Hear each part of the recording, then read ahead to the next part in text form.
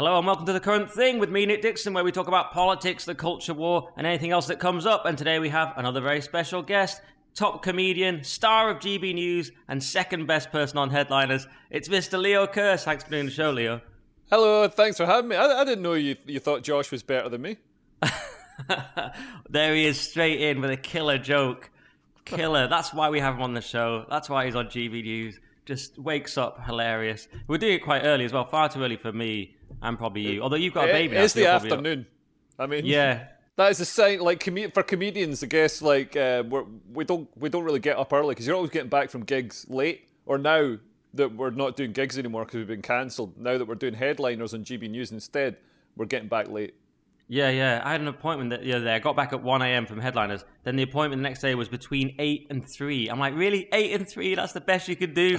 This is a collapsing country, Leo. And then they came at 8. So I'm still tired from that. Then I played football last night. I woke up early this morning. I'm knackered. Yeah, it's anyway. like when you're getting a delivery and they're like, we're going to come between like 7 a.m. and 4 p.m. And it's like, and they're like, where do you live? And it's like, I live between 1 and 999. Yeah. Joke. Do your best. I know. When did that become acceptable? To me, that's just the decline of the country and the decline of the West. Because there was some point where you had to. Do you imagine that in the like 40s or 50s? You know, you can't. We'll be there between 8 and 3. Like it would have been like 1 p.m. and on the dot. You know what I mean? And it would have been very. And then it'd been dressed with a bowler hat. 1 p.m. on the dot. And if they came later, it'd be brought in a cart dragged by a horse. Yeah, exactly. Like Steptoe and Son. But they'd be absolutely on time. And if they were later, it would be frowned upon in the community. And they'd be like whispered about in church. and finally drowned as witches. Yeah. It's a great system. Exactly. And now we're like, someone just one time said, we'll be between 1 and 2. And I was like, all right, okay, I guess that's okay. And then it just fucking fell apart. Yeah, this arms race to like, pretty soon they'll be like, we'll deliver your sofa sometime during the Mesolithic era. Yeah, it's disgusting. I get so annoyed with it. And then I don't like it when people come earlier or later than the appointed time. I'm like, come at the appointed time. Sometimes they just try it earlier. It's like, no, I'm doing stuff earlier. Do you know what I mean? Because I've like got like a life and a job. Who are these people that can just wait in from 8 till 3? Yeah. I'm trying to fix a leak in my flat for so long because they're so incompetent and they take so long. Literally, I've realized it's going to be quicker to sell the flat than fix the leak. And that is actually now what I'm doing. It's not even a joke. I'm going to sell it before I can get the leak fixed. That is broken Britain, man. And so many people are like, oh, it's not our responsibility. You have to call the... I went around like 5 people passing the buck. Broken Britain. I sound like I've gone full gammon right out of the gate. It's what happens at a certain age. But Leo, on that sort of vague topic, as we record, we're going to do sort of semi-topical because this might be like a week before this comes out. So I thought we'd go semi-topical, but this will be probably a big topic for a while, which is the Nigel Farage Coots thing I wanted to ask you about because it's just massive as we record. And that is the decline of the country as well. Suddenly you've got a bank that can get rid of you, and you guys did a great clip about it on Headliners last night, which I shouted out on Twitter. The idea of a bank, I said probably the most chilling line in the Coots dossier. So there's this whole dossier that's been released proving Farage completely right. And all the sort of BBC gimps completely wrong. Yeah, because originally Farage was accused, like he said his bank account was cancelled, and he said, I think it's because of my opinions. And then there were leaks to the BBC from Coots, off the record employees or whatever, saying, basically smearing Farage and saying, oh, it's because he didn't have enough money. It's, he's just making up all this stuff about it being about his opinions. And the BBC just unquestioningly, uncritically reported that with John Sopel. There's another BBC reporter, Simon Jack, I think. Yeah, he just just sneeringly sort of saying and poo-pooing any notion of this building actually being a concentration camp. And I don't know, for them to do that, it shows that everything, the establishment is sort of working in cahoots against people like Farage. They weren't doing their due diligence and checking to see if Coots were actually doing it. Anyway, Farage then, I don't know if he did a Freedom of Information request or what sort of request for documents that mentioned his name. And it turns out they totally did. There's like board meetings and they're looking at his social media. They're literally monitoring his social media. Like looking at what they've noted, oh, he shared this Ricky Gervais clip. And it's like, what? So he's not allowed a bank account because he shared a Ricky Gervais clip? Are you absolutely insane? So what, now 98% of the country isn't allowed a bank account because they like Ricky Gervais? Yeah. incredible. And yeah, like Coots is working in cahoots. Maybe that's where the name comes from. But yes, I think Sopel is ex-BBC, now LBC, isn't he? And he said, he put up this tweet at the time, you must feel a bit of a Charlie if you're Nigel Farage and you claim that it's all an establishment stitch-up, that your account's been closed, when it's just you're not rich enough. So I'm starting thinking a GoFundMe page for Nigel to get him his account back. And I'm like, gonna leave this up, John? Do you know what I mean? Like, it was already dodgy misinformation to anyone with eyes. Now it's like confirmed with a massive dossier. And I said the most chilling part was this line where they said, this was not a political decision, but one centered around inclusivity and purpose. It's like, that's not political, is it? Inclusivity, one of the most woke buzzwords. And what that says to me is either they're lying straight up, saying it's not political, or actually more scarily, they're so entrenched in the ideology, they don't actually realize that that is an ideological stance and that there are other opinions available. Well, yeah, everything they say in their thing, so inclusivity, diversity, equality, it's all absolute nonsense. It's all the words.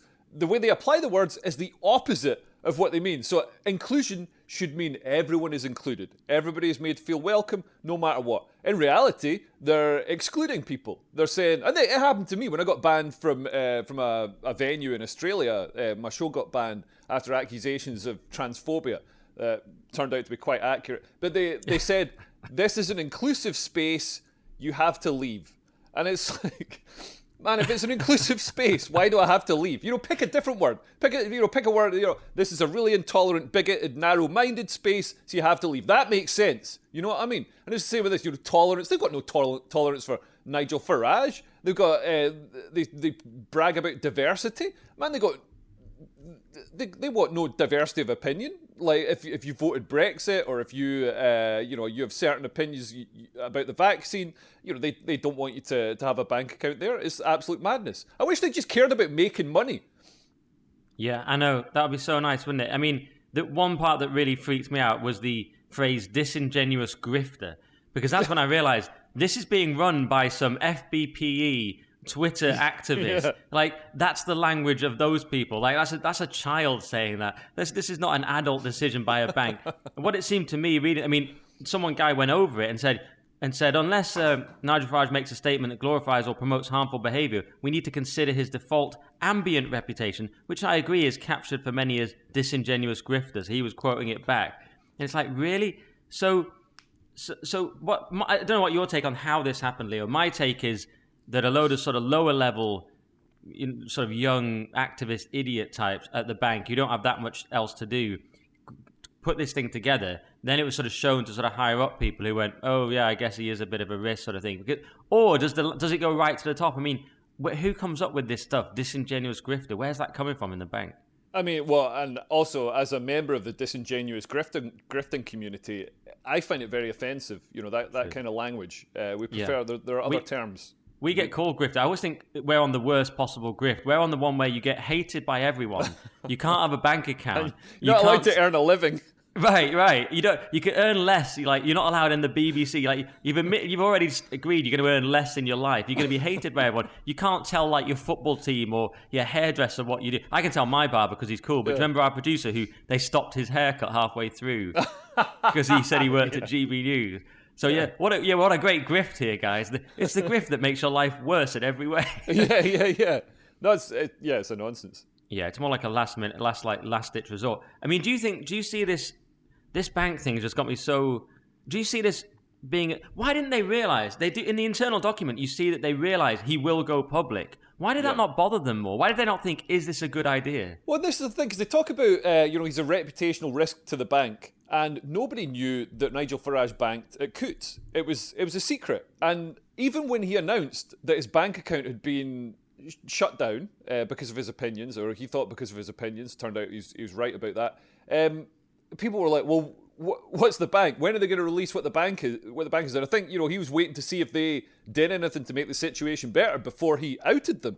And so even with all that intense speculation about who he banked with, we still didn't know who he banked with. So how on earth could it have been a reputational risk when nobody knew? You know what I mean? It's ridiculous. I'm not sure I'd even heard of Coots. Like, this is the first I'd heard about them, is that they're absolute, like, communist dicks. Yeah, I went for a job interview with them. It must have been, like, about 25 years ago. when I first, maybe not 25, maybe like 20 years ago when I first moved to London.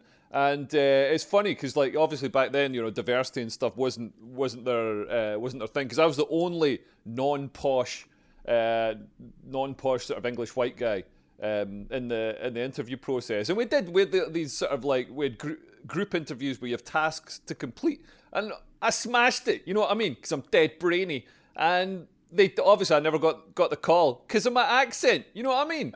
So and like when they led us round, it was on the Strand. They led us round all the they had this cupboard with the Queen's cutlery and stuff, because obviously the Queen Bank's there, and Prince Philip would probably have his bank account cancelled now.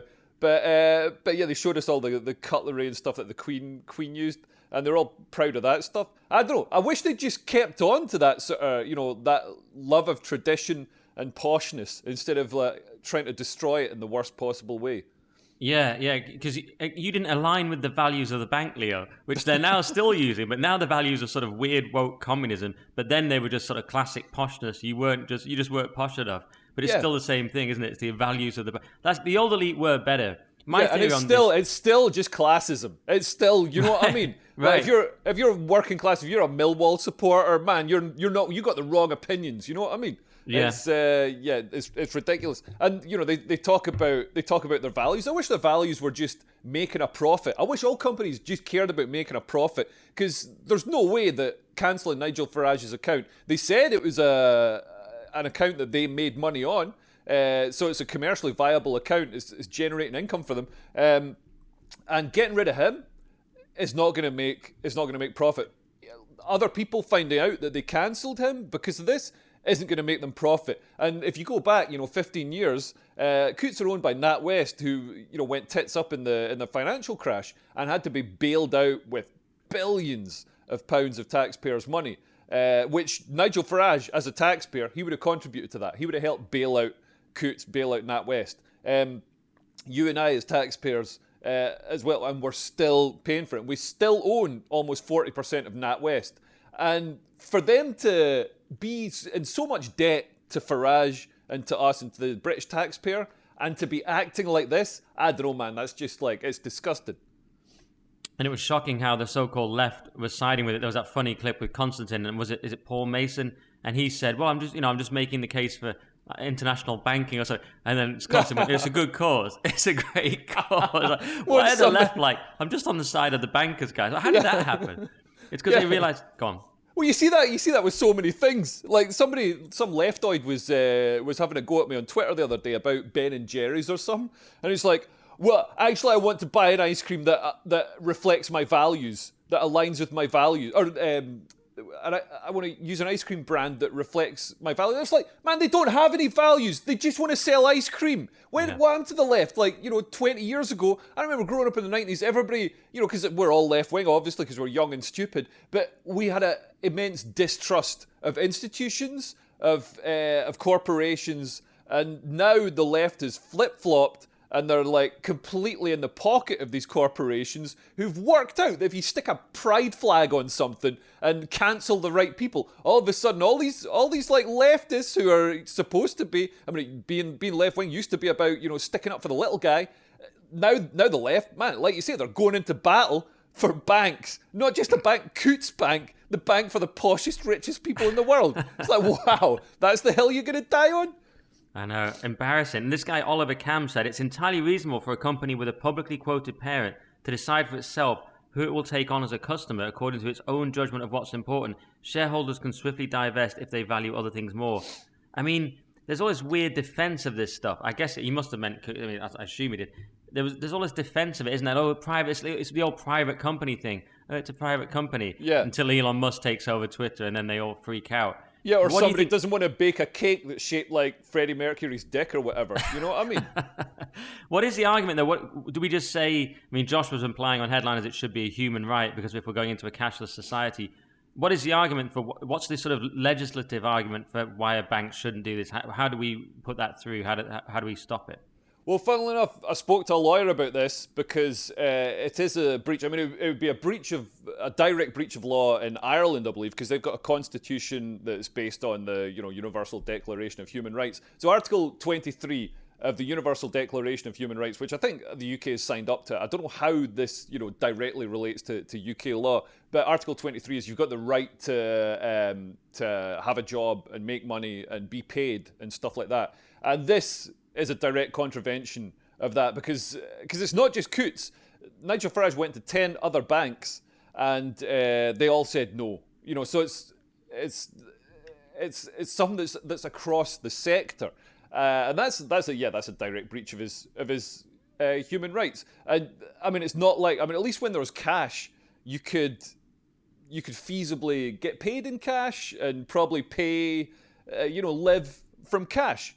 But now, I mean, there's so many shops won't take cash, and you can see in 5-10 years' time, man, cash is going to be an absolute rarity. So yeah, you absolutely have to have access to banking to just to have any sort of function as an individual. So yes, it's a breach of it's definitely a breach of his human rights under the Universal Declaration of Human Rights, and it's possibly a breach of law. Yeah, and if it isn't, they're going to have to change something. One thing that really bothers me in this whole culture war is just, why are you doing this? It's just like, I just think, stop it. I just think all the time, this is so obviously the wrong thing to do. It's just a few activists, obviously, who are deeply entrenched in this ideology, think, oh, we're doing a great thing here. And if they even think that, who knows what goes through their heads. But it's so obviously a bad thing to debank someone because of their political views. It's so obviously a terrible precedent, and where will it go? I mean, does it ever just bother you? I just think sometimes just stop doing this. I just think it's so painful to me that all this sort of wokeness, whatever we're going to call it, it's so easily avoidable. And it's just, I don't know, I'm maybe not expressing it well because I'm tired, but I'm just so angry sometimes. How do you go through this process thinking, we're doing a great thing here? Well, yeah, because, I mean, the woke warriors, and you can see it on Twitter, they got the knives out, they're tweeting things like, first they came for Tommy Robinson, I thought that was great. Then they came for Katie Hopkins, I thought that was great too. Now they come for Nigel Farage, that's brilliant as well. Oh, hey, they think it's some sort of victory against these oppressors. And yeah, it's an absolute nonsense. You know what I mean? I mean, this is they don't seem to understand where this. I mean, I was going to say where it leads. We're already there. I mean, Nigel Farage hasn't done anything illegal to get his accounts cancelled. They repeat in the dossier. They repeat these claims that he's paid Russian money, but there's no evidence. I mean, they say themselves there's no evidence of Russian money going into his account. They're his bank. They would know if he was receiving Russian money. You know what I mean? They've got the, So I mean, I think that's a nonsense. So it is. It's purely ideological and sort of thematic. It's like he's got the wrong optics. You know what I mean? Right. And this is what everybody worries about these days. Even like me and Nico were at Top Secret, and another comedian, Archie Maddox, turns around to Nico and he's like, Nico, are you right wing? And Nico's like, what do you mean? Like, not particularly. And Archie's like, your Twitter has got right-wing optics. Like, comedians are supposed to be like, unashamed truth tellers. Don't give a shit about what anybody thinks. It's like, instead, oh no, you got to focus group your optics in case, some tweet that you said, some ponce in a beanie hat might think it's, it's got right-wing optics. I don't know, man. When comedians start thinking like Keir Starmer, and we need to think about the optics of this tweet. Yeah, it's sticking plaster politics. You're right, Archie. Yeah, it's weird. It's so weird. Fucking Archie Maddox with a big soggy fucking mushy ass and his hat covering his bald spot, man. Try to talk like he's street when he's like the poshest kid in the world. I got a funny story about him. Me and I was doing a sort of urban gig in South London where it was me, Darius, and Archie. And Archie opened and he goes up and he does this like thing about an urban gig, it's like 95% black or whatever. Archie opens and he does this joke about he went into a coffee shop and the guy behind the counter was so afraid of looking racist that he couldn't say black about the coffee, so he called it an African Americano. And then I went up and I was Decent like. Joke. Kind of hack joke. But then I went up and I was like, I was in a coffee shop and the guy behind the counter couldn't say white, so he said milkless. So it was an obvious piss take of that. and everybody laughed. And then, even though it's not funny now, but then Darius is closing, and he goes up and he's like, "Yeah, so I was in a coffee shop, right, and the guy couldn't say Iranian."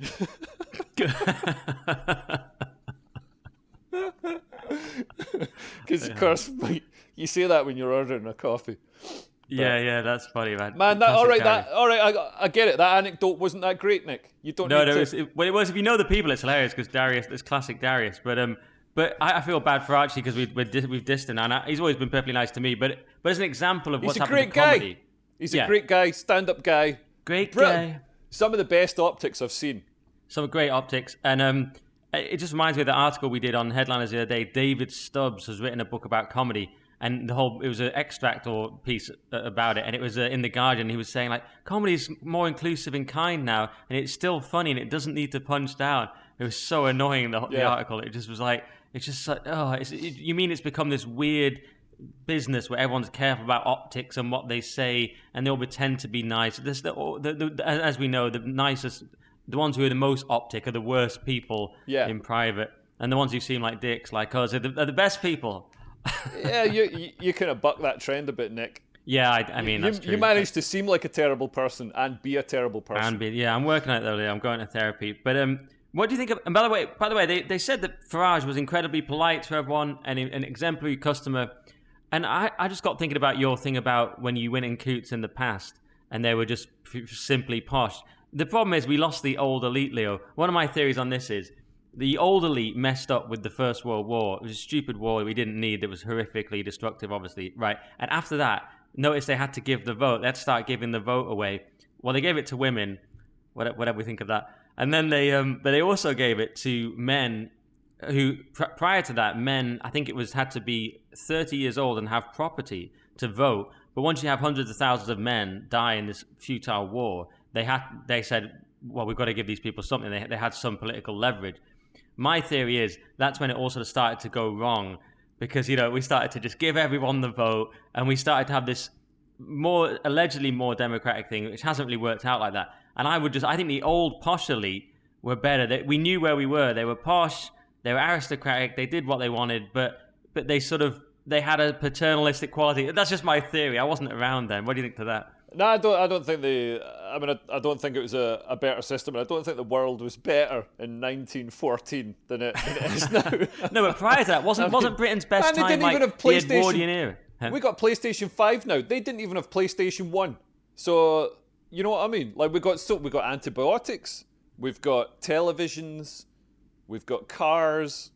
There's so much. Well, antibiotics were accelerated by the Second World War by that guy Howard Florey because they had to get them out because of the war, so they sped it up. But yeah. I mean, but Dominic Frisby said this on the show. He was like the best time. He said 18 something. I can't remember what exactly. But it's that time when Britain it was still sort of the main player in the world. What do you think that felt like though? I know we've got the internet now, and I take your point because things were really boring. Even when I was growing up, there was you had one VHS tape of something you'd seen 8 times. It was like things were really boring before the internet. But politically, everything was much more stable. Don't you think the 80s and 90s was such a better time with the caveat that you didn't have the internet, so sometimes you were just stuck on a Sunday and there was nothing on telly? That's the thing. I mean, we did have boredom, which isn't a thing that really exists anymore. But yeah, we'd sometimes have to read. We'd have to read stuff off paper. It was created instead of scrolling through dancing nurses. But I think boredom is, in some way sort of essential for the development of a healthy mind and a healthy personality. So we're missing something on that. But yeah, the 90s, because I think what the internet has done is brought us back to the sort of Salem witch hunt type mentality where we act as mobs. We get this mob mentality. You can see it on Twitter, you can see it in other places. And a lot of people don't. I mean, I've had Twitter mobs come after me. A lot of people don't realise it doesn't really mean anything. It's just mad people on Twitter going crazy for the afternoon. It's like a tiny mote, a speck of dust in a beam of light. It's there and then it's gone. It's not this thing that lasts. So I think it changes the way people behave, and not in a healthy way. But I think we've just got to learn to live with it. What worries me more is this sort of mob behaviour and this puritanical, judgment behavior, and people saying this is the right beliefs, the right values, and all the rest of it, that then parlay this that translating into people getting fired from jobs, people getting their bank accounts shut down, and like you and I, we've been cancelled to a certain extent, not because we couldn't do our jobs, not because we couldn't get on stage at comedy clubs and make people laugh, but because ugly, fat, blue-haired wankers, and because the trouble with the comedy industry, it was taken over by fat, ugly women who hate comedy and don't know what it is, and they've got massive egos and massive insatiable hunger for power, and they want to control things, so they pick shitty whining comedians they can control. Like Nish Kumar is he's a malleable, people can get their fingers into his brain and squidge him around like one of those dolls, one of those things that goes in your finger. It's just, I look at the British comedians over the last 10 years. They're all whining, they're all ugly, they're all rubbish. None of them have blown up. They push these. Oh my God, they push them. They give them every fucking. It's like how many times you want to do live at the Apollo and still nobody likes you. You're still at like 8,000 followers on Instagram or whatever. It's like, man. And then you see the real people who come through and actually make it big. I've got some. I've got something about them. But yeah, man, that whole, like, the comedy industry becoming an industry, instead of it being led by the talent, being led by agents and, these sort of ugly, power-crazed harridans in the industry. That curdled comedy, I think. And then people couldn't speak freely. And I think that's happening across the whole of industry and the whole of the West. It all comes down to ugly women. Well, I mean, I don't attack people's look, because then they might do it to me and I don't like it. But your general point, absolutely, comedy was taken over by activists instead of comedians. It became a sort of viable thing. One thing is it became cheap programming from the BBC that they got massive views from people like Michael McIntyre. So they said, oh, how can we ruin this and turn it into social engineering? Because they can't resist doing that. And Michael McIntyre is a classic example of an absolutely sensational comedian who came up through the clubs. He was doing jonglers, he was doing all the clubs that you and I used to do, absolutely smashing it. Man, and if you see him live, I mean, now he's got to sort of tone his act down because he's got to appeal to everybody from 8 years old to 80. But man, when he goes off on one, he's absolutely killer and really, really edgy. He had that bit that was on a Russell Brand show ages ago about being in a room with Gordon Brown, David Blunkett, and Tony Blair, and about only three working eyes in the room. And I mean, it's really edgy and really kind of would be considered offensive, but incredibly hilarious. Yeah, and he did absolutely slay in the clubs, whatever people think of him, and that was the system. And the big question I always asked was, could McIntyre get through today? Yeah, today meaning a few years ago when I was still doing comedy all the time, and I wasn't sure, and because people could always say about me, and they have said, "Oh, you're just shit," and the comedy industry. For 1 week said that en masse for a while, and that was when I had my mini cancellation. Then it ended up in the two national newspapers and the Jeremy Vine show. But what happened there was, the question was always for people like you and me: will we hit a ceiling because of our immutable characteristics, being straight white men, and will we hit it because of our views as well, and because of our general disagreeable nature? Even though I'm an agreeable person actually, but our general outspoken views, let's say.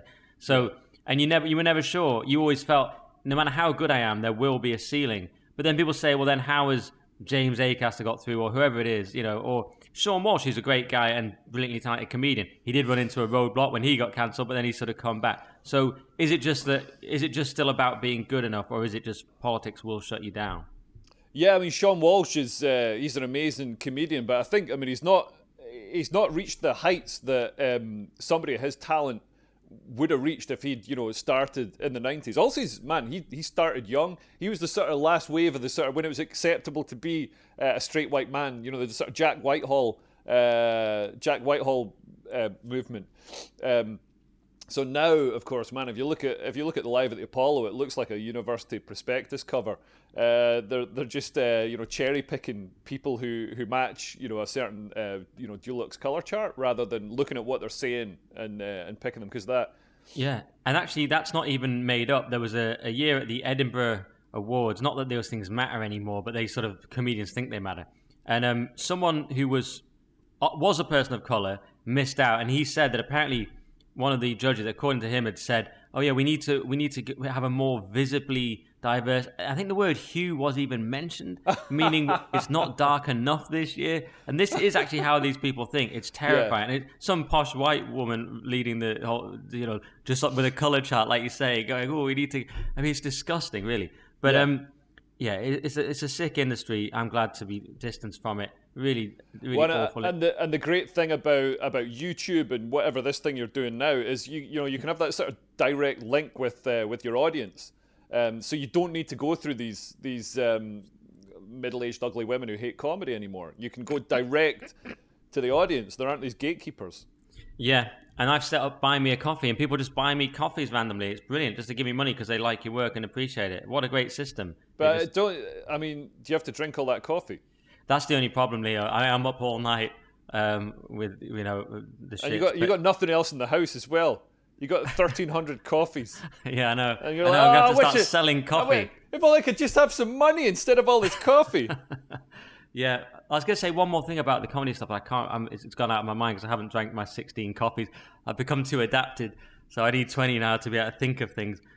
Sometimes though, Twitter mobs do go over into real life. You're saying sometimes you can just ignore it because it's nonsense. Yeah. But sometimes they do spill over into real life, and we've seen that with things like Stop Funding Hate and their devil's. Oh, I just remembered what I was going to say. By the way, I was going to say in that David Stubbs article, he said that and blah blah white men who are still more than fairly represented, and that was another thing that annoyed me about the article because it's literally the complete opposite. They have like two white men on live at the Apollo, given the far more numbers of straight white men doing comedy because we're in England. Most people do it at that. So it's like no, they're literally not represented. Anyway, that was it. That just came. And I bet David Stubbs is a white guy because this is what I saw in the comedy circuit. All these like middle-aged white men were like desperately trying to be woke and like talk down white men. It's like, man, you go for it, guys. I mean, you're only putting yourselves out of work. You know what I mean? Yeah, I know. It's all absurd. But this thing about Twitter mobs, what do you think about this thing with Stop Funding Hate? Because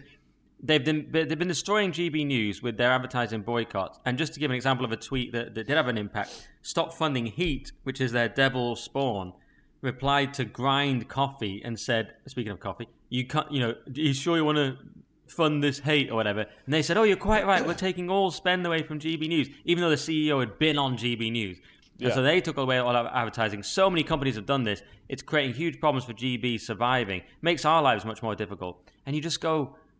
And now it's come out that the senior person at Stop Funding Hate has been accused of anti-Semitism for using phrases that are associated with wanting to basically destroy Israel, like from the river to the sea. Yeah, I think it's Amanda Harris, she's called. Something like that, yeah. Something like that. And she's come out with just, I mean, like when we talk about anti-Semitism, it's not just like, she hasn't said things that are mildly anti-Semitic. She's championed Hamas and said that they should have more representation in the media. And Amanda Morris. Amanda Morris, yeah, sorry. And Hamas, I mean, they want to stop GB News getting funded. GB News is like a diverse, pluralistic, explores different viewpoints. It obviously never says anything actually hateful because that would be a complete breach of not just Ofcom laws, but also, incitement laws and, the other laws, the actual law, criminal law.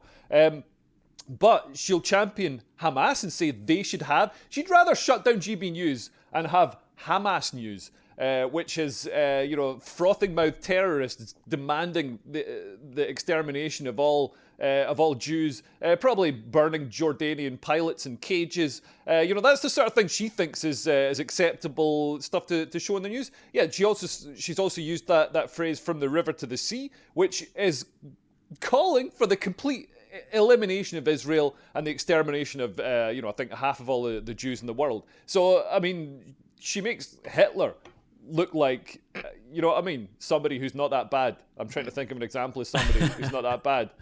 But, yeah, and for her to then be taking some sort of moral high ground and for Stop Funding Hate to be taking some moral high ground and say, oh no, GB News spread hate. It's like, you're calling for the extermination of all Jews? Like, you're the most hateful person. And this, calling for GB News to be shut down is an extension of that same intolerant, bigoted mindset. And it's disgusting that corporations bow down to anti-Semites like this. I mean, what's the next thing that once Stop Funding Hate have achieved these objectives? Are they going to move on to persecuting the Jews and demand that Grind stop serving anybody who comes in with a yarmulke on their head? I mean, that's the next stage for Stop Funding Hate. It seems to me. It is and I chilling. don't think I don't think I'm taking that point too far. No, I don't think you are at all. Well, I wonder, because I think I used the phrase anti-Semite in my tweet, and I do wonder about the libel of that, because people are always trying to get me sued now. This is a new thing. So I'm not sure whether I'm not going to legally say she's anti-Semitic, but I am saying... Oh, no, she's legally anti-Semitic. That's an infinitely defensible position. No, the great thing about... I don't know, she's openly stated that she wants Hamas to have more representation in the media. She's defended Hamas, and she's used a phrase that she knows is calling for the extinction of Jews. I mean, she couldn't be more anti-Semitic if she goose-stepped down the road with a swastika on her arm. It's certainly incredibly bad and disturbing. And what it means is that, like you say, the idea that you're neutral anymore and you're just playing it safe and you're like, hey, we just want to stop funding hate. It's like, no, you are siding with some very specific and very nasty views. And isn't this the case with the bank thing as well? They talked about the values of the bank. What were the values of the bank? They were basically virtue signaling and trying to avoid trouble by kowtowing to woke ideology and saying we're inclusive and we're tolerant and all this bollocks. And you go, okay, so you think you're playing it safe, and by withdrawing funding from GB News, you think you're playing it safe. But there is no more playing safe anymore. There is only choosing sides. I mean, you can stay out of politics entirely, which no one seems to manage to do, or you have to pick a side. Because I think people just thought, we can just be woke and we'll be safe. But they're not really, because look at how badly this cootsing's going down, and look at some of the boycotts that have happened. We had Wix, which was a sort of smaller version. Obviously in America you had Bud Light and Target. Do you think there's now a pushback, Leo, to the point where you're going to have to either shut up completely about politics or be very careful about which side you pick?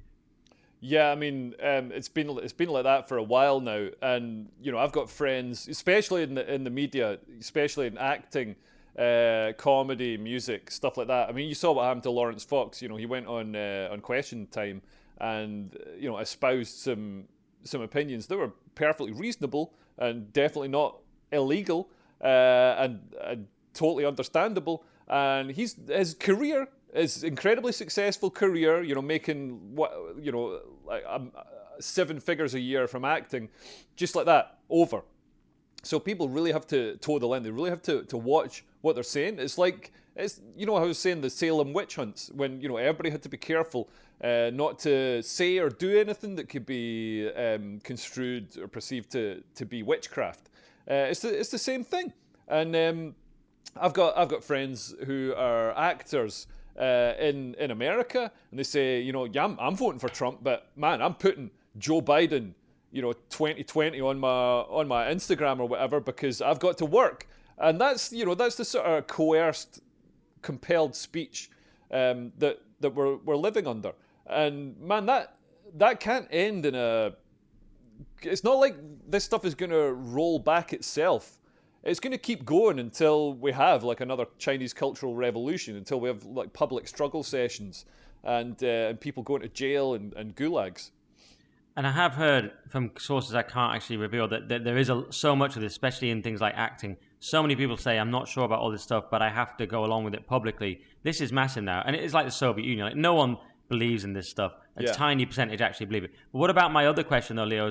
Is there now pushback to where you pick the woke side? That's not the safe bet it once was. Look at Coots, look at all these companies. Do you think that's now a significant pushback?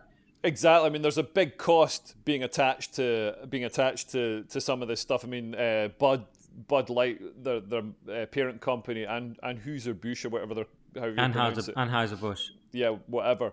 They let's just call them Bud Light. They lost like over $20 billion off their market share, and it's not coming. People are, it's just variations in the share price. No, man, that's not coming back.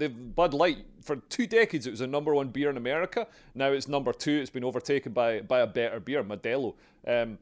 But yeah, there's now a cost attached to some of this stuff. And you're seeing it with Ben and Jerry's as well. You're seeing it with Target, with Wix, and for decades, while this long march through the institutions and through the corporations happened with ESG and EDI. So every HR department is running all these woke training sessions about 20 reasons why you're an evil racist, and here's the latest pride flag that you've got to bow down and worship and all the rest of it. And ESG as well. Pushing all this stuff. You've got to have these values, got to have diversity on your board and all the rest of it. Otherwise, you won't get access to preferential rates of funding from Vanguard, from BlackRock. It's reached a point where it's not, and obviously at some point it was gonna stop being profitable, because man, how is that leading a commercially beneficial decision? If you're doing things based on tick box diversity or based on these concocted values, or cancelling lucrative clients like Nigel Farage and signalling to other lucrative clients who have the same opinions as Nigel Farage, oh, we could do this to you. That's obviously not commercially beneficial. So I think, now there's a cost associated to it. The cost is going to take a while to ripple through to the pension funds and to the people who are actually funding the money that's pushing these decisions. But now that it's starting to hit those pension funds, now that these decisions are being seen, they're not commercially beneficial. You would have made more money if you, for example, kept Nigel Farage as a client, or didn't alienate your beer drinkers, or didn't force everybody coming into your bank to wear sparkly rainbow hot pants and do the Black Lives Matter knee salute. Yeah, exactly. Now that that's happening, I think it's going to have an impact. And in fact, it's already happening in America. There are pension funds getting sued because they're saying that, the people with the pensions are saying, you didn't invest my pension where it's going to make the most money. You invested it according to these concocted values. By law, you're supposed to get the best return for the investor. Yeah, fiduciary responsibility, and in America it will be done through aggressive lawsuits, no doubt. Yeah, that's interesting. I mean, we talked about, you've said it's like Salem. Andrew Doyle in his book said there was an Ipswich Bridge moment. It's called the Ipswich Bridge moment, where these people, these girls tried to say, oh, she's a witch.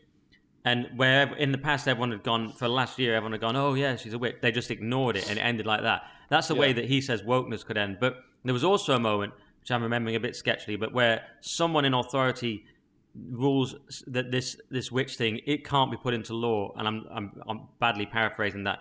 But there needs to be a similar moment where someone in high authority just says, tell you what, this is nonsense. This is not efficient for our shareholders, whatever it is. Someone needs to just shut it down at that level. And like you say, maybe it's already happening. And that's how this stuff could end. But there's to hit a point where the bottom line just takes over. The bottom line sort of gets pushed back somehow. This ESG stuff, where's all the money coming from? How can you just keep alienating your customer? So there's some kind of sort of fake money just being pumped in. But at some point you think it's got to end where they just say, we can't do this anymore. Well, ESG, to a certain extent, is a sort of, or over the last few decades, has been a pyramid scheme. So because investors want to do good with their money, and because we've got this, it's a sort of socially emergent thing where people have values and all this sort of bollocks instead of just wanting to make money. A lot of it's around climate change and stuff like that. So a lot of pension funds, big university investment endowment schemes, whatever they're called, a lot of these big chunks of money have been like, no, we want to do good with this money. So they've, the ESG has made sure that they invest according to environmentally sound, socially sound, governmentally sound schemes. But I mean, the trouble is, as we've seen, trying to have rules that do good, most of the time they do bad. You know what I mean? Like even, how do you assign morality to an investment? For years, arms manufacturers were seen as, the worst possible, the worst ethically, morally reprehensible investment. But now that we need arms manufacturers to help Ukraine defend itself, are they still ethically reprehensible now that they're helping these people defend their country and free their women and children. It's, you can't assign morality to corporations. They operate within a regulatory framework and within the law, and they exist to generate the best returns for investors. That's got to be it. You know what I mean? You can't have all this. Speaking of the war, because we're running out of time, there's so many things I want to ask you. You've been very hawkish on the war, where some of my listeners are more skeptical about it, and you're sort of full on, because sometimes I think, now this may be, you could criticize this as what Scott Adams would call a basic heuristic. You could just say this is not rational, but I sort of look at it and go, I'm suspicious of Zelensky and things like this because, and you might say this is bad reasoning, but because the people I hate always push him, like the Trudeaus and the sort of globalist people, I always go, what's going on here? Now, it could just be that this war has emerged, Putin's the aggressor, of course, and therefore everything has virtue signaling attached to it now. So we have all the Ukraine flags and we have the virtue signaling element separate from the sort of fighting element, and it's really the virtue signaling that I'm opposed to. But it has made me a bit suspicious, whereas you've been sort of fully sort of hawkish on the war while sort of seeing through this sort of globalist nonsense in general. I don't know, what's your take on that? Yeah, I mean, I thought there's surely some areas that cross over, that transverse this culture wars divide, and we can agree are a bad thing. There aren't many areas. I mean, I'd have thought, for example, drugging and maiming children to affirm their gender, that'd be something that everybody could see as probably like a bad thing a lot of times. It seems to just be people on the right who can see that as something that could lead to problems in the future. Cutting people's dicks and tits off, might be something they regret in the future. But yeah, I mean, the thing about Ukraine, and I think a lot of people, maybe listeners to your podcast or whoever, and I've seen this in a lot of groups, a lot of people I made friends with during lockdown, because we were opposed to lockdown, we're opposed to the ridiculous laws, the authoritarianism that was creeping in.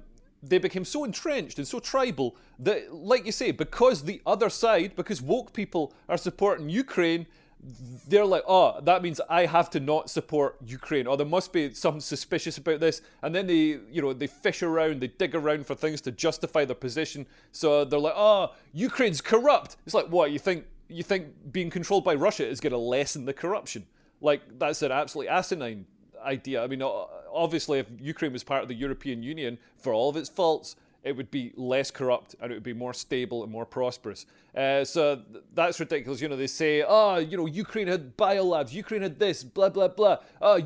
NATO was expanding. It's like, yeah, NATO's fucking great. NATO is like the front line of Western liberal democracy. NATO is exactly what we should be standing up for. How come we're not, like, the thing that I don't get about Ukraine, we should be delighted that all these wet lefty liberals are supporting Ukraine.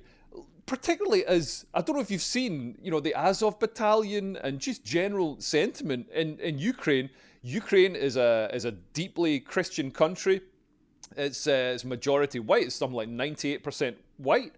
They're defending themselves, defending their sovereignty and their people against Russia, which is a multicultural, global homogenized, increasingly Islamic Eurasian country. So, I mean, to see all these woke lefty liberals supporting people who are, substantially to the right of me, I'm like, yeah, man, like this is great to see. It's great to see you standing up for the Azov battalion. You know what I mean? Like, even I'm like, whoa, they're a bit spicy. You know what I mean? Yeah, not sure about the swastikas, guys. Yeah. There is a fascinating paradox, like you say, that the globalist sort of centre left, whatever you want to call them, the liberal elite or whoever it is sort of supporting nationalism and Christianity and a sort of homogenous state or whatever, or ethnically fairly homogeneous. Yeah, that is fascinating.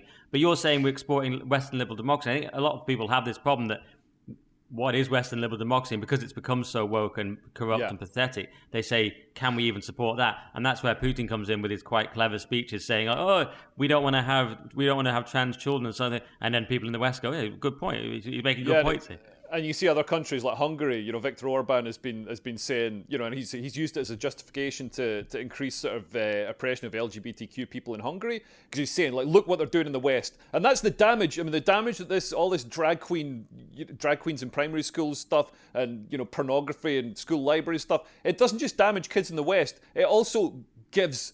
it sort of accelerates the oppression of LGBTQ people around the world. So yeah, it needs to be stopped for more reason. I can't believe, we've sort of taken the eye off the ball.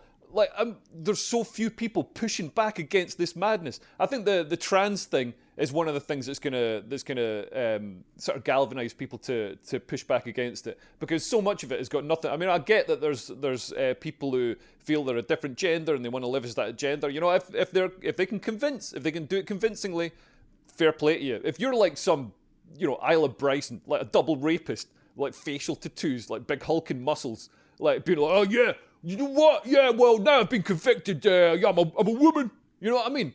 And all the liberals are like, oh yeah, no, that's a woman. That's a real woman. It's like, are you fucking insane?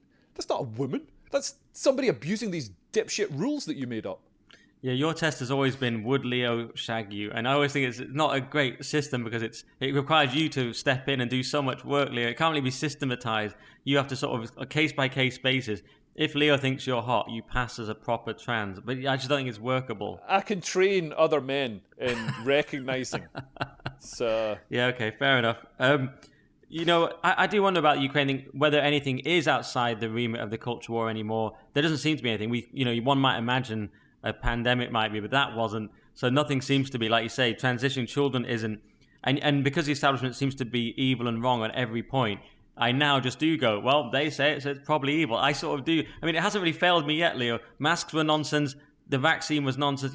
I've been right, like, every time, just applying my basic kind of, that must be wrong, just my basic intuition. So I'm not sure. look at Ukraine. I mean, like, you're wrong in Ukraine. And well, I don't know. I don't have a very strong feeling either way, so I'm not as, whereas masks, I was like, bollocks. I'd say, if it was some sort of like drag queen story hour that was getting invaded by Russia, and we were funding all these drag queens to help them transition children quicker, then it'd be obviously a culture wars issue and wrong. But it's not. It's literally the people that that I thought we were all standing up for. You know what I mean? And particularly as mass immigration, I think is one of the things. Demographics is destiny, and I think Europe needs to protect its borders. And we're seeing Ukraine do that in a very, obviously a very visible way. And I think, that should be not celebrated, but that should be, we should back that. Okay. Yeah, well, I like the idea of them invading drag queen story. I don't know how that would work. But on immigration, because that's another thing I wanted to ask you, and we don't have much time, annoyingly, but I wanted to ask you about that. You claim that automation will stop immigration to me the other day. I was skeptical, but what did you mean by that? I saw this documentary called Terminator 2, right? And you can make these robots... No, basically, automation is going to increase productivity. We can see ChatGPT and AI sort of increasing productivity. Even when I went to write an email this morning, it came up, it was like, oh, do you need any help writing this email? And it wasn't that dipshit little paperclip guy. It was, it was a real thing that could help write an email. So we're going to see AI, really help with all the sort of nonsensy, computery nerd work that people do. But also automation is going to reach the point where we've got drones that can pick fruit and stuff like that. So that's going to reduce the need for manpower, physical manpower. And the big driver for immigration is the fact that, we don't have enough people to work in the fields and in the hospitals and all the rest of it. And the trouble with sort of the elites that run everything, the woke blob that runs everything, is they just see a country as an economy. They see it as a balance sheet to be totaled out. So they don't want British citizens to have children, because they'll have to pay for the healthcare of the child, they'll have to pay for the woman to take time off work, they'll have to pay for the education of the child, and then finally when the child's about, 22 and it's done all this schooling and stupid degrees and stuff, it'll finally be able to do some work. Except it won't do any work because it's Western, so it'll just be focused on fucking pronouns and cutting its dick off. You know what I mean? Like, it's never going to be a good worker. Whereas you can just import these 22-year-old men from Syria or Afghanistan or whatever, and they hit the ground ready to hop on that Deliveroo bike. So, the powers that be really want mass immigration. Because not only that, because if you keep increasing the population through mass immigration, then the price of housing goes up. So if you're a rich person in power with influence, you're going to own property. You want that property to keep going up in value. You want your rental yield to keep increasing, and at the same time, you want cheap workers to work in your factories and work in your businesses. So yeah, mass immigration for them is perfect. But I think automation is gonna, the big argument that's said is like, oh, the economy needs it. Man, number one, we've got a country, not an economy. The economy serves the country. The country doesn't serve the economy. So the economy doesn't need it. We've got to look at what the country needs, and we've got to look at social cohesion and our values. You want to talk about being led by values, man. I think the sort of Judeo-Christian values that founded Western liberal democracy are pretty good, and I don't really want them corrupted by people who think that, for example, it's okay to rape 12-year-old girls because they're from a different ethnicity or religious background from you, and we've seen with grooming gangs and stuff like that, it's such a vastly different set of values and culture. Like the grooming gang guys, they'd like phone up their mates, phone up their brothers, uncles, all their friends, be like, I've got a drunk 12-year-old girl here. Do you want to come around and rape her? It's like, man, that's a cultural difference. You know what I mean? Even UK traditional UK paedophiles, I don't think they phone up their brother, their friends, their uncle, and be like, you know what? I've got one in the van. I've said there were some puppies. Got them in the van. Do you want to come round and help? Like, man, that just, paedophilia was always, I think paedophiles were kind of more lone operators and embarrassed. They weren't like putting an ad on the Tesco notice board being like, do you want to come and help me? The good old Queensberry rules paedophile. The old tradition, the traditional British paedophile. The traditional British paedophile is like is the old elite I was talking about before, Leo. We need to get back to the good old values of the traditional paedophile. He was a lone operator. That's like... That whole section, I was just mentally adjusting the YouTube monetization settings in my head, thinking we've got to put controversial on this, sensitive events. That was great, but Leo, the only thing, obviously, when I talk about immigration and stuff, I'm not saying they're all, but like that whole culture of the grooming gangs, that didn't start in Salisbury in the 1200s. That's a different thing. Islamic terror. That's something that's been brought into the country, and people say now, oh yeah, but so many terrorists are born here, so that shows it's not immigration. No, that shows that cultures and ideologies don't die when you bring them into the UK. They're not cured by. We don't have magic soil that imbues people with Western liberal values. So that actually makes me more worried about immigration. I mean, I hate to sound like a bigot, but I think the number one route into the UK should be through women's vaginas. Great point, Leo. The place I disagree with you on immigration potentially is that I can see that automation could solve it. I just think they'll have immigration and automation. Then we'll just be eating the bugs in little houses, and they'll just do it all because they won't just because they like immigration. Yeah, if it really is just simply a utilitarian thing, then of course automation would end it. But if there is some other sinister agenda, or if they just have other reasons, or they're just used to it, or they don't figure that out, then immigration will continue, and we'll just have the automation as well. That's my more black-pilled take, but perhaps it's not as logical as yours. But I just think bad things will happen. I think we're seeing a reaction to it across Europe. Although, I mean, ironically, Britain looks like it's moving a bit to the left. If you can get further to the left than the Tory party. But we're seeing across France, Sweden, Spain, Germany, all these countries, people haven't been listened to. Nobody wants mass immigration from outside Europe. I think cherry-picked points-based immigration people are fine with. It's not a race thing or anything. It's about a sort of social cohesion and an integration thing.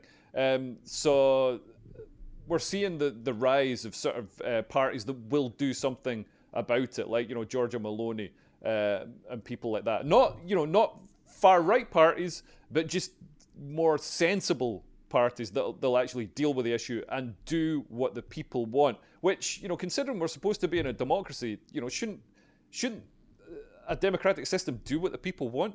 Yeah, I think the days of just calling it racist are over. We saw Lord Heseltine, who's a big Remainer, say we need a Marshall Plan, we need a barrier around Europe, but he did say we need to give foreign aid, so it was a more sort of touchy-feely version. We've seen Labour saying they haven't ruled out keeping the barges, the migrant barges. Whoever it is, Labour or Tory, has to get serious about this migrant thing. Everyone's going to have to get serious about it across Europe, whatever side you're on, or they just won't be elected. Assuming we even have fair elections, of course. I mean, I don't know anymore. But Leo, I've got so little time. I've gone over my time because I've got to go and it's annoying because I could do loads more. So let me ask 2 really quick questions I'd like to ask on the podcast. This one is related to what we just talked about. But do you think Britain or England, if you prefer, you're Scottish, so let's say Britain, is finished as a country, done?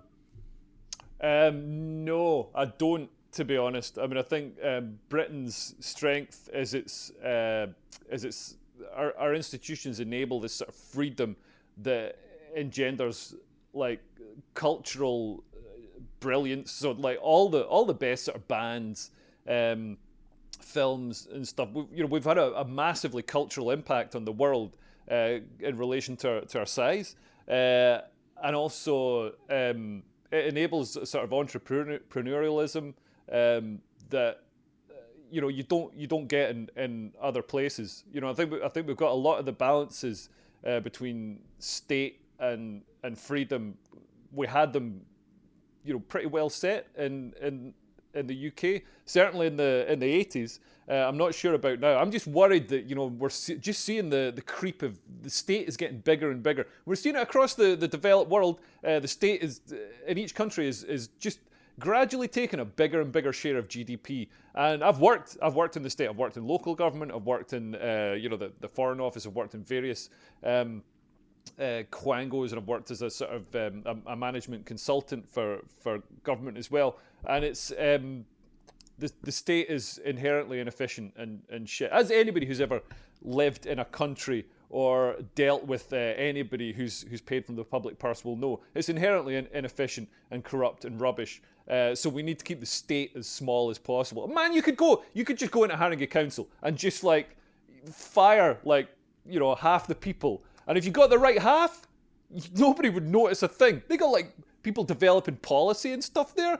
I was working with like a big policy department, creating all these reams of policy. What's Harringay need policy for?